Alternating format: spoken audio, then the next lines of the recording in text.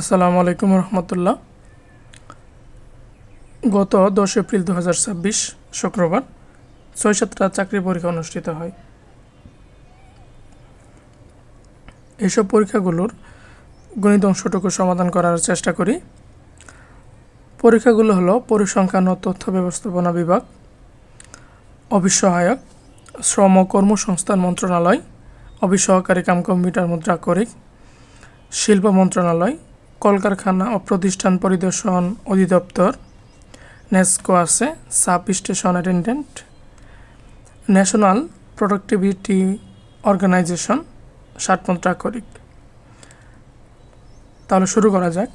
পরিসংখ্যান ও তথ্য ব্যবস্থাপনা বিভাগ, অফিস সহায়ক। আচ্ছা, এই প্রশ্নটা খুব একটা কমন প্রশ্ন। দেওয়া আছে x³ + 6x² + 11xy² + 6y³ তাহলে x³ + x² + 5x² = 6x²। তারপরে আছে হলো 11xy², 5xy² + 6xy² = 11xy² আর বাকি থাকে হলো 6y³। আচ্ছা, কমন নেওয়া যাবে x + y, তাহলে x² x + y একটা উৎপাদক হয়ে গেল।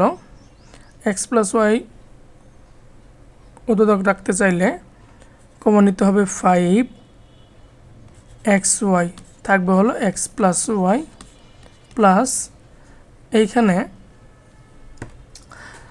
6y² থাকবে হলো x + y। ঠিক আছে, এখন x + y একটা উৎপাদক পেয়ে গেলাম, আর বাকি থাকে হলো x² + 5xy + 6y²। আবার উৎপাদক করা যাবে x² + 3xy + 2xy = 5xy 2xy। আচ্ছা, x + y। এখন প্রথম দুটায় কমন নেওয়া যাবে হলো x, কমন নিলে x + 3y, x কমন নিলে থাকবে হলো x + 3y প্লাস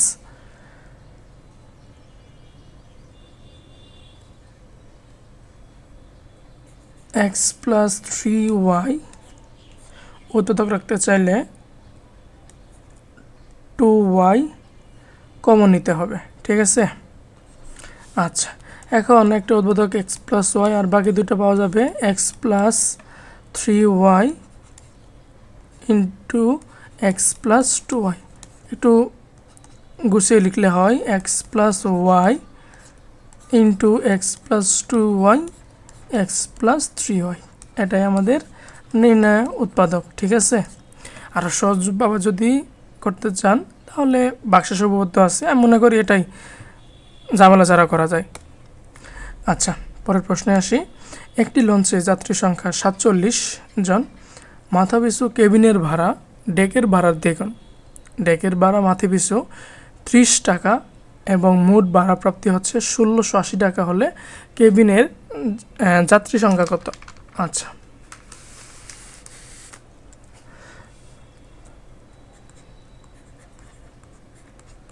তাহলে ধরি চাইছে আমাদের কেবিনের, না, তাহলে কেবিনের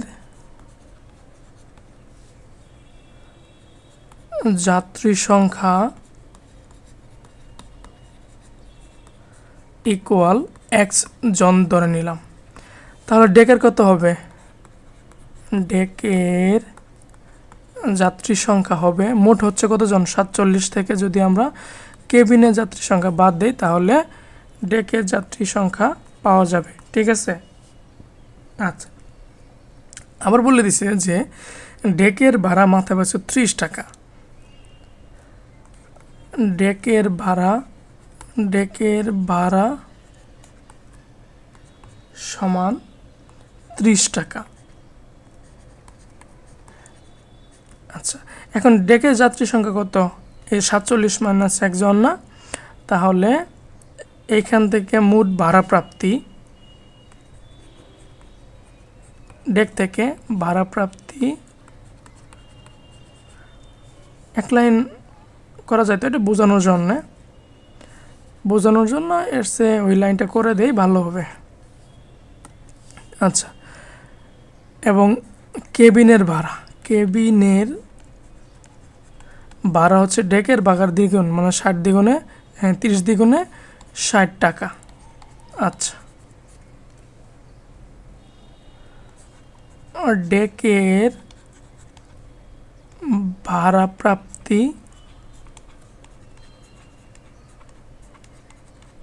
ইকুয়াল, ভাড়া হচ্ছে 30 টাকা, মানুষ হচ্ছে 47 মাইনাস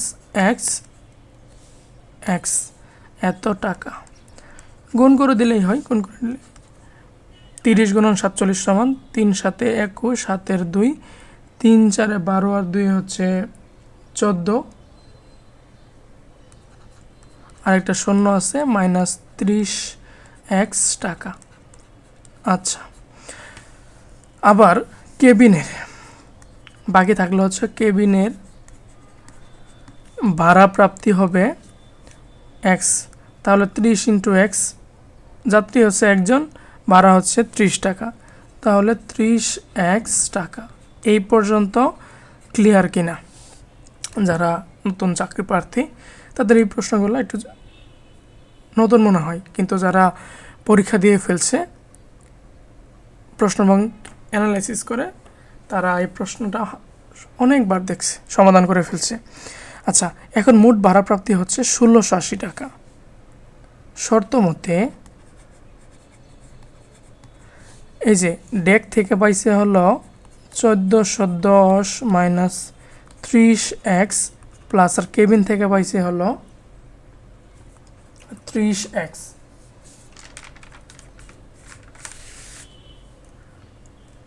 টোটাল টাকা হচ্ছে 1680 টাকা। সবগুলো বাম পাশে নিয়ে আসি, বাম পাশে নিয়ে আসার পর হিসাব নিকাশ করা হবে। 30x ইকুয়াল 270 বা x ইকুয়াল 270 ডিভাইডেড বাই 30, 0039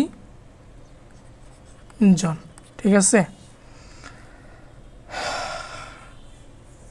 তাহলে কেবিনে যাত্রী সংখ্যা হচ্ছে 9 জন।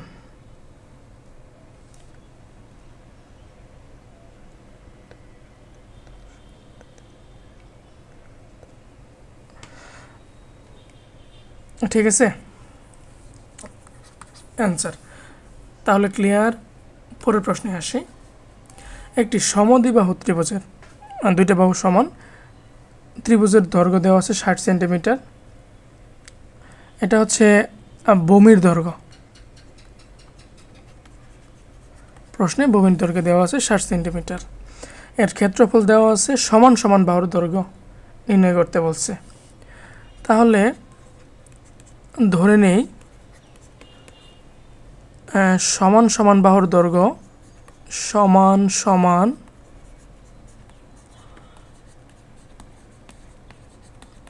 বাহুর দৈর্ঘ্য ইকুয়াল এ। এখন দেওয়া আছে হলো ভূমির দৈর্ঘ্যকে বি দ্বারা প্রকাশ করা হয়, তাহলে ভূমির দৈর্ঘ্য এ ইকুয়াল এন না বি ইকুয়াল হচ্ছে 60 সেন্টিমিটার। আচ্ছা, এই পর্যন্ত ক্লিয়ার। এখন আমরা জানি সমবাহু ত্রিভুজের ক্ষেত্রফল সমান b/4 √4a² মাইনাস b²। এখন শর্ত মতে এইখানে একসাথে অ্যাডজাস্ট করে দেই। এই ক্ষেত্রফল হচ্ছে 1200, আর আমাদের তো লাগবে হলো এ এর মান, তাহলে বি এর মানটা বসাই দেই। 60/4, 60কে 4 দ্বারা ভাগ করলে কত হবে? 4 15-তে 60, 15 √4 a² বি, বি মানে কত? 60, মানে 3600। আচ্ছা, বা 15কে 12 দ্বারা 1200কে 15 দ্বারা ভাগ করলে হবে 80, √4 a² - 3600। এখন উভয় পাশের বর্গ করে দিলে স্কোয়ার, এই যে √টা উঠে যাবে, 8 8 6400, 4 a² - 3600, বা 4 a² = 6400 আর 3600 = 10,000, 10K, 10,000 শতক। হ্যাঁ, a² = 10,000কে 4 দ্বারা ভাগ করলে পাওয়া যাবে 2500, বা a = 25 হচ্ছে 50, 2500 বর্গমূল হচ্ছে 50। এ সমান কী ধরে রাখছিলাম? সমান সমান বাহুর দৈর্ঘ্য, a = 50 সেন্টিমিটার। ক্লিয়ার? অবশ্যই যেটা চাইছে ওটা অতএব দিয়ে লেখা উচিত। আচ্ছা, আরও একটি গুরুত্বপূর্ণ প্রশ্ন এটা। কোনো কাজ আলিফ 20 দিনে এবং খালিদ 30 দিনে করতে পারে। তারা একত্রে 3 দিন কাজ করার পর বাকি কাজ খালিদ একা সম্পন্ন করে। কাজটি কত দিনে শেষ হয়েছিল? ঠিক আছে, এখানে কিন্তু আগের প্রশ্নগুলো বলছিল যে তারা একত্রে কত দিনে কাজ শেষ করতে পারবে। এখন একটু প্রশ্ন এগুলো অ্যাড করছে যে কাজটি কত দিনে শেষ করতে পারবে। দেখ, দুইজন কিন্তু কাজ করছে 3 দিন, অবশিষ্ট কাজ দিয়ে লাস্টটা যোগ করে দিতে হবে। সমাধানে আসি।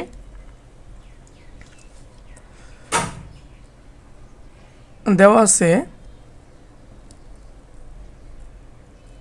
যে আলিফ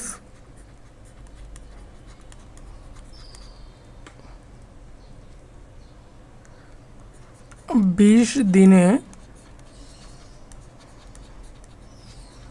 কাজ করে সম্পূর্ণ অংশ অথবা এক অংশ। তাহলে আলিফ 1 দিনে কাজ করে 1/20 অংশ। অনুরূপভাবে আবার খালিদ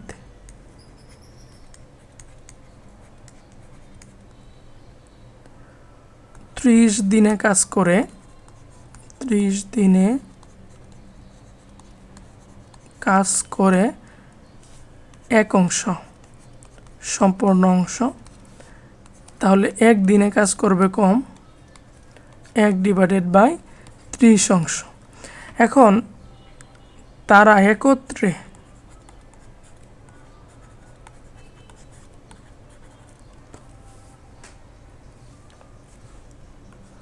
এক দিনে কাজ করে ইকুয়াল 1/20 প্লাস 1/30, লসাগু 60 হবে। 3 আর 2 হচ্ছে 5, তাহলে 5/60। ঠিক আছে, এখন আমরা দেখি যে তারা একত্রে 3 দিন কাজ করার পর, তাহলে তারা একত্রে 1 দিনে কাজ করে কতটুকু? 5/60 অংশ কাজ করতেছে। আবার তারা একত্রে 3 দিনে কাজ করে, একটু বেশি করবে না? তাহলে 5/60 ইন্টু 3,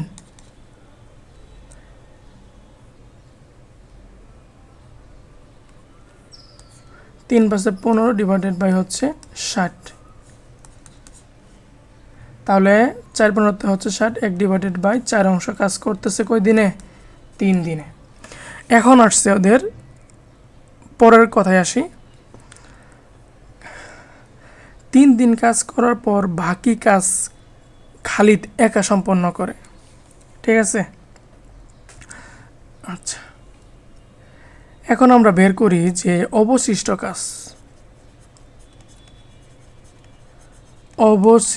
কাজ কতটুকু বাকি থাকলো। তাহলে 1 মাইনাস 1/4, 1/4, তাহলে 4 থেকে 1 বাদ দিলে হচ্ছে 3। এই 3/4 অংশ কাজ এখনও বাকি আছে। এখন আমরা দেখি যে খালিদ ব্যক্তিটা এই যে 1/30 অংশ কাজ করছে কত দিনে? 1 দিনে। একে কত? 3/4 কত? এইটুকু বুঝতে পারছেন তো? তাহলে খালিদ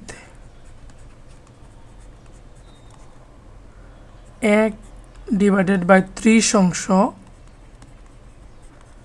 কাজ করে ইকুয়াল 1 দিনে।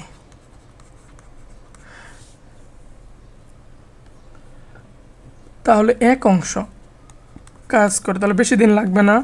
তাহলে 1 × 30/1 এত দিনে। অতএব 3/4,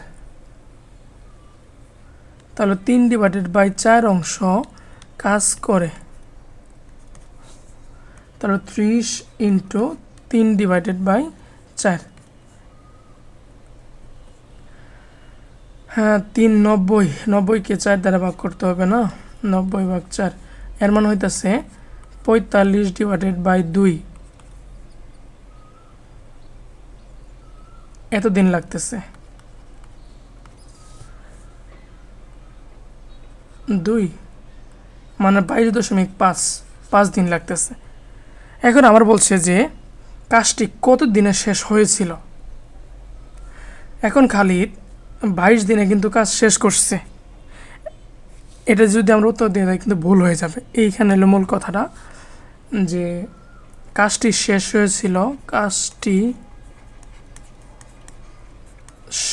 হয়েছিল এই যে তারা কিন্তু এই যে 2জন ব্যক্তি কিন্তু 3 দিনে কাজ করছে। হ্যাঁ, এই যে 3 দিন কাজ করছে, এই যে 3 প্লাস খালিদ করছে আর হলো 22.5 দিন। এটা এমনি লিখি যে 45/2, তাহলে 2, 3 2 6, এটা হচ্ছে 51 হবে।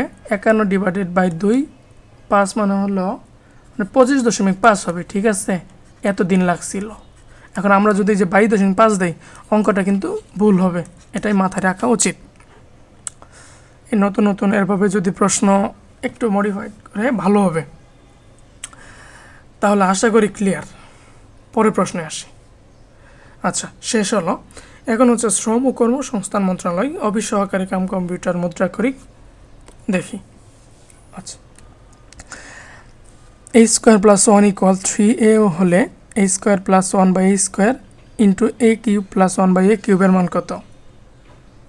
আচ্ছা, দেওয়া আছে যেটা এইখান থেকে আমরা উভয় পক্ষকে a দ্বারা ভাগ করলে পাবো a + 1/a = 3a। a² + 1/a² লাগবে।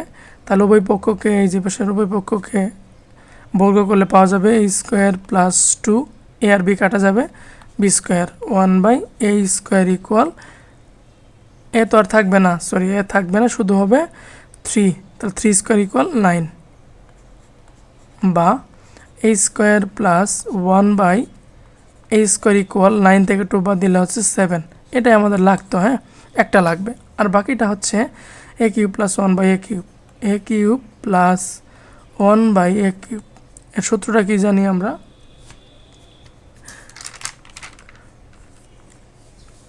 a + b whole cube - 3ab × a + b, a + 1/a। 3³ মানে হচ্ছে 27 মাইনাস 3 3 9, 27 থেকে 9 বাদ দিলে পাওয়া যাবে হচ্ছে 18 পাওয়া যাবে। প্রদত্ত রাশি ইকুয়াল, যেটা আছে ওটা দিয়ে খালি শুধু 7 × 18, তাহলে 7 18 হচ্ছে 126 অ্যান্সার।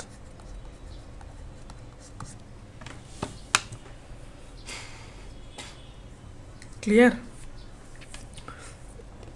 আচ্ছা, পরের প্রশ্নে আসি। এটা ইম্পর্টেন্ট প্রশ্ন, একটু বুঝলেই নেক্সট টাইম আর ভুল হবে না। 10 বছর পূর্বে পিতা পুত্রের বয়সের অনুপাত ছিল 4:1। 10 বছর পর পিতা পুত্রের বয়সের অনুপাত 2:1 হলে বর্তমানে পিতা পুত্রের বয়স নির্ণয় করুন।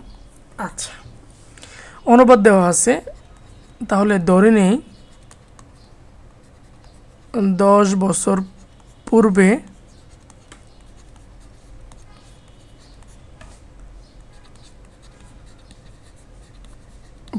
পিতার বয়স ছিল = 4x বছর। আবার 10 বছর পূর্বে পুত্রের বয়স ছিল = x বছর। এখন আমাদের যে প্রশ্নে অনুপাতটা দেওয়া আছে এটা হচ্ছে 10 বছর পর।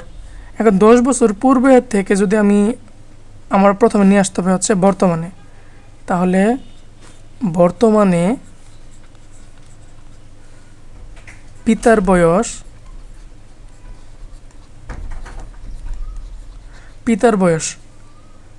4x প্লাস 10 বছর। ক্লিয়ার? এবং অনুরূপভাবে বর্তমানে পুত্রের বয়স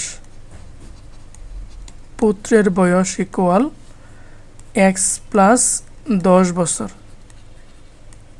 ওকে, আবার বলছে 10 বছর পর পিতা পুত্রের বয়সের অনুপাত হবে।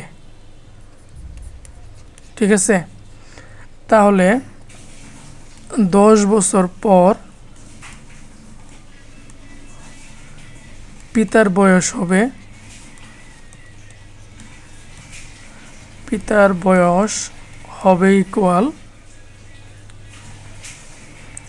এই যে 4x প্লাস 10 প্লাস 10, এইখানেই সবার ভুল হয়, তাহলে 4x প্লাস 20 এইটা দিয়ে আমরা অনুপাতটাই যে 2:1 দিই, এটা ভুল হয়ে যায়। হ্যাঁ, 10 বছর পর পুত্রের বয়স হবে কত? x প্লাস 20 এত বছর। ঠিক আছে, এই যে বয়সের যে একটা অনুপাত, এই অনুপাত হচ্ছে 2:1। তাহলে শর্ত মতে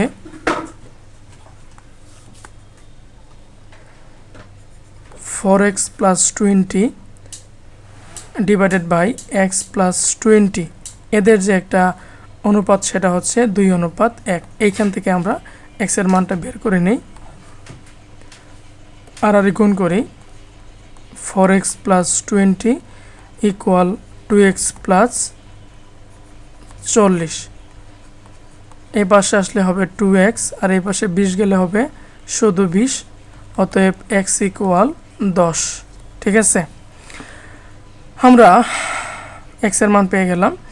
এখন বলছে যে বর্তমানে আমরা দেখি যে বর্তমানে পিতার বয়স হচ্ছে এত না, আর মান বসাই দিই x এর, তাহলে 4 × 10 = 40 আর 10 হচ্ছে কি 50 বছর, এবং পুত্রের হবে 10 আর 10 হচ্ছে 20 বছর। ক্লিয়ার? আশা করি এই অঙ্কটা নেক্সট টাইম আর ভুল হবে না। পরের প্রশ্নে আসি, এটা ইম্পর্টেন্ট। 10 টাকায় 12টি কলম কিনে 12 টাকায় 10টি কলম বিক্রয় করলে শতকরা কত লাভ হবে? তাহলে আমরা দেখি যে দেখার আগে আমরা একটা কলমের ক্রয় এবং বিক্রয় মূল্য বের করি। 12টি কলম কিনে, তাহলে 12টি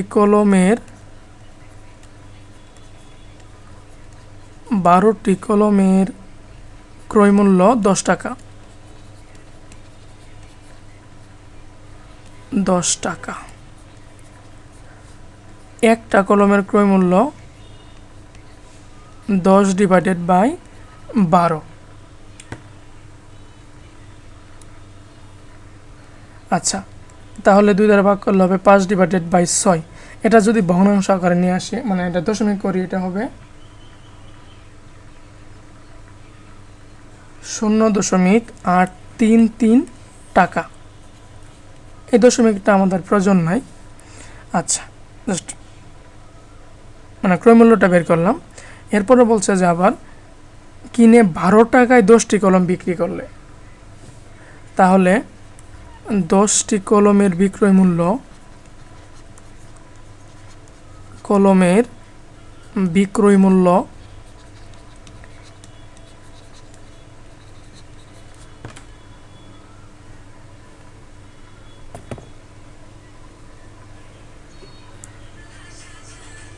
মূল্য হচ্ছে ওই 12 টাকা। তাহলে একটি কলমের বিক্রয় মূল্য কম হবে, তাহলে 12/10 ভাগ করলে কত হবে? 1.2 টাকা না? দশমিক এটা আমাদের প্রয়োজন, এই যেটা লাগবে। হ্যাঁ, এখন আমরা দেখি যে বিক্রয় মূল্য বেশি এবং ক্রয় মূল্য কম, তাহলে হয়েছে লাভ হয়েছে। লাভ ইকুয়াল বিক্রয় মূল্য হচ্ছে, আর একটু শর্ট করে দিলে হয়, এটা হচ্ছে 6/5, এই যে 6/5, 6/5 মাইনাস ক্রয় মূল্য হলো 5/6, 5/6, 5×6 = 30, 6×6 = 36 থেকে আমাকে 25 বাদ দিতে হবে। তাহলে 5 আর 6 হচ্ছে 11, তাহলে 11/30 টাকা। এটা কী বের হইল? এটা হচ্ছে একটি কলমের ভিতরে সে লাভ পাইছে কত টাকা? 11/30 টাকা সে লাভ পাইছে। এখন আমরা দেখি যে এই যে 5/6 টাকা মানে কি একটা কলম না? তাহলে 5/6 টাকায় লাভ হয়, আমাদের প্রশ্ন কিন্তু শতকরা চাইছে, লাভ হয় 11/30 টাকা। অতএব 1 টাকায় লাভ হয় ইকুয়াল 11/30 ইন্টু 6/5 টাকা। অতএব 100 টাকায় লাভ হয় ইকুয়াল 11 × 6 × 100 ডিভাইডেড বাই 150, 3×5 = 15, 0, হ্যাঁ 0 0, 3 3 9, সরি 3 2 6, 3 2 6, 3 5 15, 5 2 বার। এর মানে হচ্ছে হলো 11 2 2, 11 দ্বিগুণ হচ্ছে 22, 22 দ্বিগুণ হচ্ছে 44 টাকা ইকুয়াল 44% লাভ হয়েছে, 44% লাভ। শতকরা লাভ 44 টাকা বা লাভ 40%। ক্লিয়ার? আশা করি নেক্সট টাইম ভুল হবে না। পরের প্রশ্নে আসি। শিল্প মন্ত্রণালয়, এবার হচ্ছে অবিসহায়ক, এটাও লিখিত হয়েছে। আচ্ছা, এবার বলছে যে গুণ করুন 0.2, একে ভগ্নাংশ করে নিয়ে আসি, 2/10 ইন্টু 112/100 ইন্টু 81 হবে 1000, 1 2 3। লবগুলার গুণফল হবে 2268, 2268 ডিভাইডেড বাই 125,000, 17,000 অযুত লক্ষ, 1,25,000, যেটা সর্বশেষ ভাগ করলে আসবে 0.018,144। ঠিক আছে, এটাই। যেহেতু এখন ছোটো বাচ্চা না সবাই, অবশ্যই এটা পারবে। আচ্ছা, এরপরে আসি। একটি ঘরের মেঝে কার্পেট দিয়ে ঢাকতে মোট 1102.50 টাকা খরচ হয় এবং গড়টির ক্ষেত্রফল হচ্ছে 147 বর্গমিটার। খুব সহজভাবে যদি অঙ্কটাকে করতে চাই, এখন আমরা দেখি যে এই যে ঘরটার যে ক্ষেত্রফল, এই ক্ষেত্রফলে খরচ হইতেছে কত টাকা? 1102.50 টাকা। তাহলে মানে এই যে 147 বর্গ মিটার খরচ হইতেছে 1102.50 টাকা, অতএব 1 বর্গ মিটারে, যেহেতু প্রশ্নে প্রতি বর্গ মিটারে কার্পেট দিয়ে ডাকতে কত টাকা খরচ হবে। ঠিক আছে, খুব সহজ না? আচ্ছা, তাহলে আমরা লিখতে পারবো যে 147 বর্গ মিটারে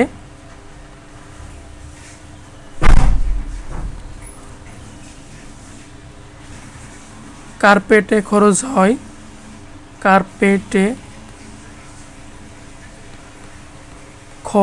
হয়, ইকুয়াল 1102.50 টাকা।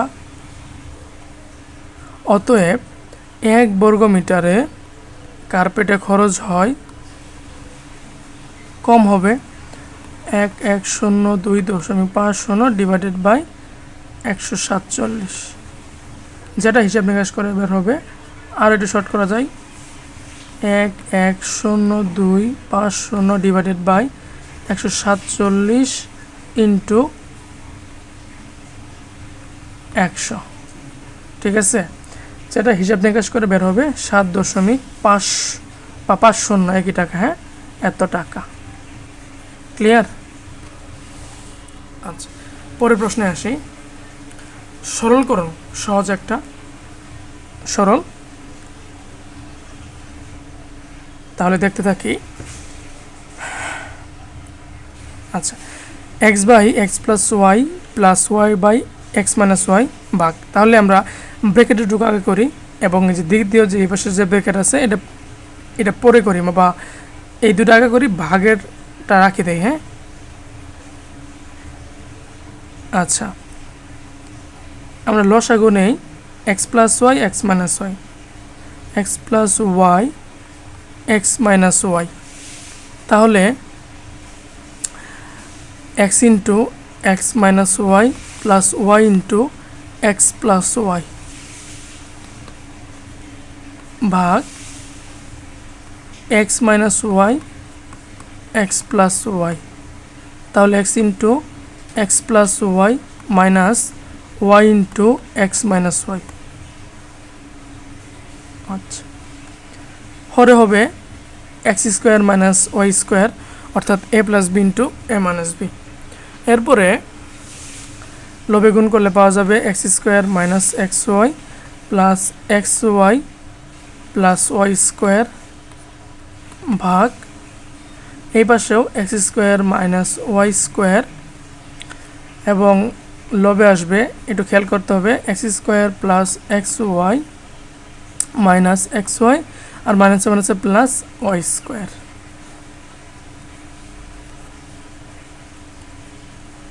আচ্ছা, এখন হরে হচ্ছে x square minus y square, আর লবে হবে x square minus y square, minus না, প্লাস আছে, প্লাস দিতে হবে। আচ্ছা, এরপরে x square plus y square divided by x square minus y square. ঠিক আছে, এখন আসি আমরা ভাগকে উল্টো দিলে গুণ হবে আমাদের।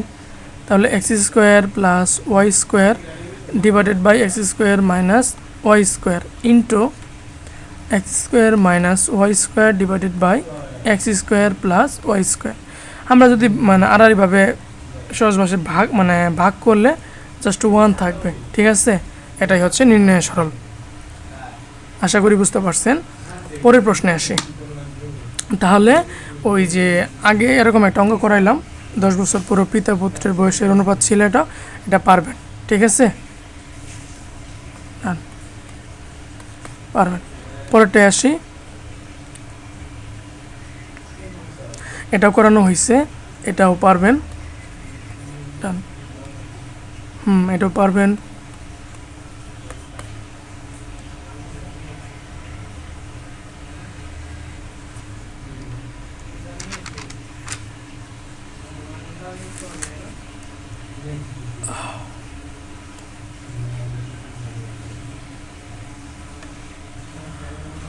আর এটাও পারবেন। ঠিক আছে, এটাও পারা যাবে।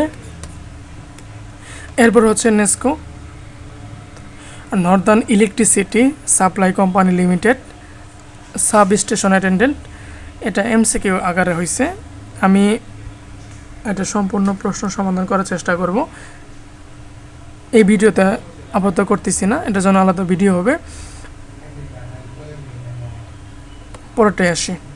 এরপর হচ্ছে ন্যাশনাল প্রোডাক্টিভিটি অর্গানাইজেশন, এনপিও, 7 মুদ্রাক্ষরিক। আচ্ছা, এটা দেখি। উৎপাদকের বিশ্লেষণ করতে বলছে a square minus 1 plus 2b minus b square. তাহলে a square minus b square plus 2b minus 1, a square minus common নেই, তাহলে B square minus 2b plus 1 হয়ে যাবে। এখন এটা a square minus b square আকারে উৎপাদক বিশ্লেষণ করা যাবে। a স্কোয়ার মাইনাস, এটা কি সূত্র পড়বে? বি মাইনাস 1 হোল স্কোয়ার হয় না, বি মাইনাস 1 হোল স্কোয়ার। ঠিক আছে, এখন কি হলো? a square minus b square হয়েছে না, তাহলে a plus b into a minus b, শুধু প্লাস হয়ে যাবে। ঠিক আছে, এটাই আমাদের নির্ণয় উৎপাদক। ক্লিয়ার? আচ্ছা, এরপরে হচ্ছে যদি x মাইনাস ওয়াই ইকুয়াল 8 এবং এক্স ওয়াই ইকুয়াল 5 হয়, তবে x cube minus y cube plus 8 into x plus y তার হোল স্কোয়ারের মান কত?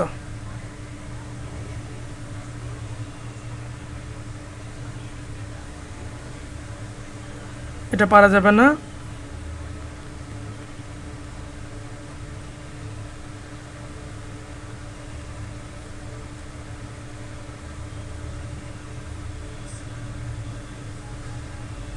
আচ্ছা, তাহলে লিখি প্রদত্ত রাশি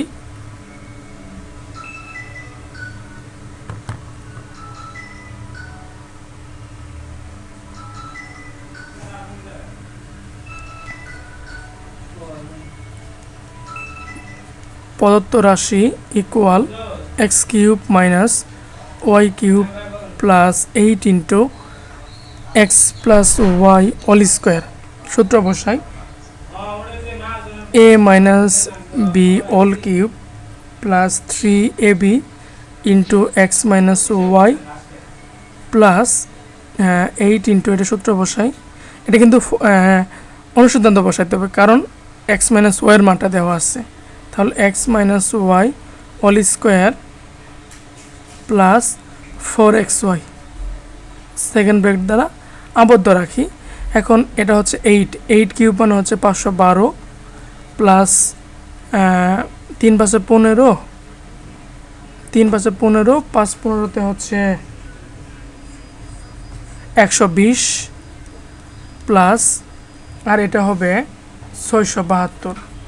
সবগুলা যোগ বিয়োগ করলে হবে, মানে যোগ করলে হবে 1304। এটাই অ্যান্সার। ঠিক আছে? আচ্ছা, এরপরে অঙ্কটা দেখি। 100 টাকায় 10টি কলম ক্রয় করে 100 টাকায় 8টি কলম বিক্রয় করলে শতকরা কত লাভ বা ক্ষতি হবে? আমরা প্রশ্নের দিকে তাকায় দেখি যে ক্রয় মূল্য এবং বিক্রয় মূল্য কিন্তু সমান। তাহলে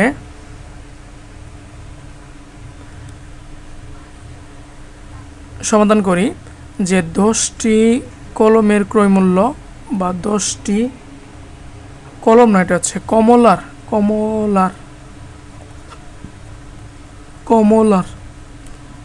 তাহলে 10টি কমলার ক্রয় মূল্য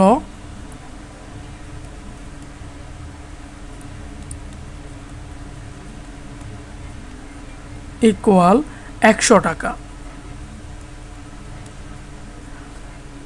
একটি কমলার ক্রয় মূল্য 100কে 10 দ্বারা ভাগ করলে হবে 10 টাকা। আচ্ছা, আবার 8টি কমলার বিক্রয় মূল্য, 8টি কমলার বিক্রয় মূল্য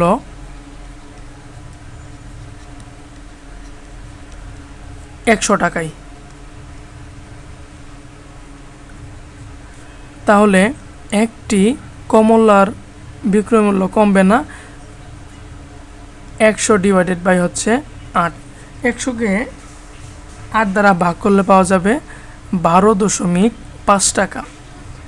এখন বিক্রয় মূল্য বেশি ক্রয় মূল্যের চেয়ে, এই 10 টাকা 100 না।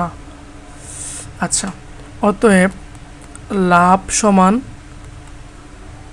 12.5 থেকে 10 বাদ দিলে পাওয়া যাবে 2.5 টাকা। এটা কোথায় লাভ হয়েছে? এটা লাভ হয়েছে একটা কমলার ক্রয় মূল্যে, মানে বিক্রয় মূল্যে লাভ হয়েছে। তাহলে আমরা লিখতে পারবো যে 10 টাকায় লাভ হয়, 10 টাকায় লাভ হয় 12.5 টাকা। তাহলে 1 টাকায় লাভ হয় ইকুয়াল 12.5 ডিভাইডেড বাই 10। অতএব 100 টাকায়, যেহেতু শতকরা বলছে, তাহলে 100 টাকায় লাভ হয় 12.5 গুণন এই যে এখানে 10, সহজ ভাষায় এইখানে আসবে 10। ভুল হয়ে গেল না? এটা ভুল হয়েছে। কি ভুলটা? ভুলটা হলো এইখানে কিন্তু আমাদের বলছে তো 10 টাকায় লাভ হইতেছে 12.5 টাকা না, শুধু এই যে 2.5 টাকা। ঠিক আছে, এক বেশি লেখা হয়েছে, ইন্টু 100 ডিভাইডেড বাই 10। 10 10 100, মানে 2.5 ইন্টু 10 সমান কত? 25 টাকা। ঠিক আছে, সমান 25%। ক্লিয়ার? আচ্ছা, পরের প্রশ্নে আসি। একটি আয়তক্ষেত্রের ক্ষেত্রফল দেওয়া আছে 48 বর্গ মিটার। যদি দৈর্ঘ্য প্রস্থে 3 গুণ হয়, তাহলে দড়ি প্রস্থ